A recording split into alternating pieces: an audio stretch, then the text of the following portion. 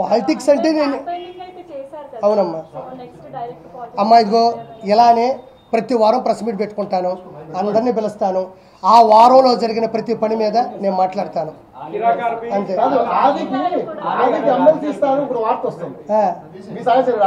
నాకేం చెప్పలేదు, నిన్న కూడా కలిసా. పవన్ కళ్యాణ్ జనసేన బాగా గట్టిగా ఫైట్ అవును చేశాడు. ఆదికి ఎమ్మెల్సీ ఇచ్చే అవకాశం ఉందని చెప్పేసి వార్తలు చూసాం. అది ఓకేనా? జరిగే అవకాశం వస్తే చాలా మంచిది, ఎందుకంటే పాపం చాలా సంవత్సరాల నుంచి కష్టపడ్డాడు. అలాంటి వాళ్ళకి వస్తే ఆలియా ఆది అని వినింది, ఆలీ గారితో సంబంధం లేదు. ఆది అయ్యా అలీ గారు ఆయన వెళ్ళిపోయారండి, అలీ గారు వెళ్ళిపోయారు. పోసాని గారి గురించి వదిలేండి, నేను అన్నాను, నేను మాట్లాడాను అతను అనే అవును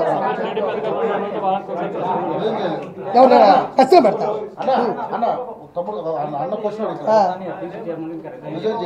ఎవరు చేస్తాడు?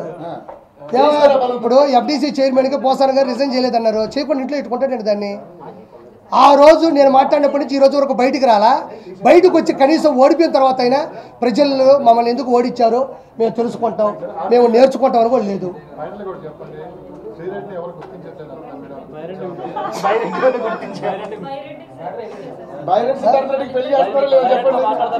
అమ్మా బైరెడ్డి ఇప్పుడు శ్రీరెడ్డిని ఎవరు గుర్తించట్లేదు అంటున్నారు, మంచి పాయింట్.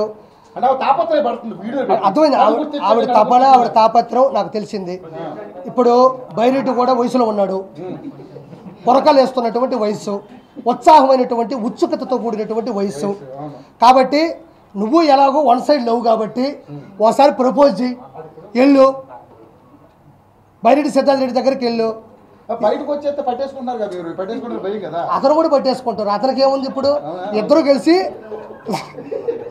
కలిసి ఒకరినొకరు అర్థం చేసుకోవడమే నిజమైనటువంటి పరమార్థం. ఇప్పుడు వైఎస్ఆర్సీపీ వెళ్ళి బైరెడ్డిని పిలిపించుకొని ఇద్దరు మాట్లాడుకొని ఏమ్మా ఏంది పరిస్థితి ఏంది అనుకుంటే వాళ్ళ ఇష్టాలు వాళ్ళవి. అందరికీ వచ్చారు, అందరికీ సంతోషం. ఓం నమో వెంకటేశాయ, జై శ్రీరామ్. అందరికీ నమస్కారం. మనం ఎలక్షన్స్ ముందు కూడా ఇదే ప్రెస్ మీట్ జరిగింది. అప్పుడు కూడా నేను వైఎస్ఆర్సీపీ ప్రభుత్వం హయాంలో వాళ్ళ అధికారంలో ఉన్నప్పుడు చేసినటువంటి తప్పులను కూడా నేను మీకు చెప్పాను. 145 నుంచి 160 సీట్లు వస్తాయని చెప్పాను. అలానే ఇంకొక 4 గెలుపు, ఒక 160